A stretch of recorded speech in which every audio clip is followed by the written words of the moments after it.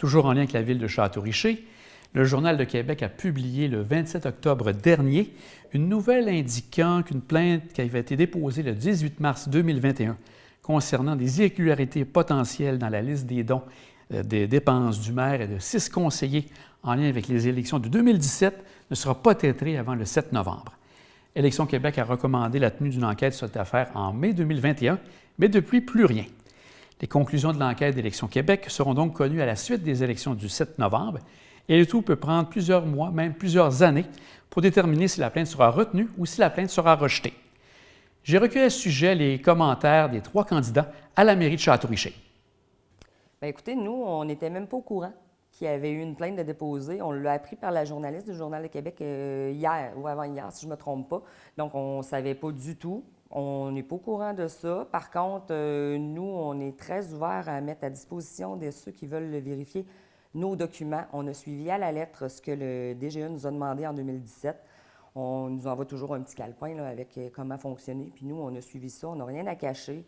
Il n'y a rien qui a été fait de malhonnête. Écoutez, on peut les montrer, on les a en main, puis ça va nous faire plaisir parce qu'ils peuvent faire leur enquête, puis ça va aussi nous faire plaisir de démontrer qu'on n'a rien à voir là-dedans.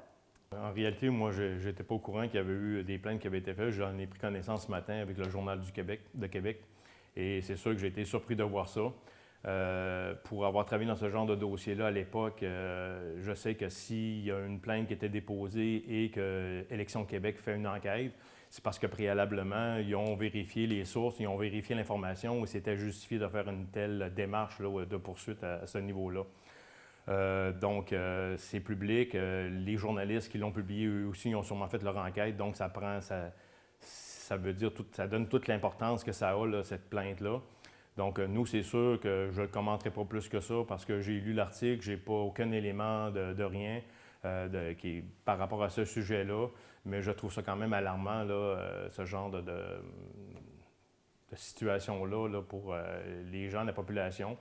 Donc, on invite aux gens de faire eux-mêmes prendre leurs propres décisions, faire leur propre jugement par rapport à la situation. Nous, on ne se prononcera pas là, au-delà de ce reportage-ci. On ne se prononcera pas là, sur ce sujet-là.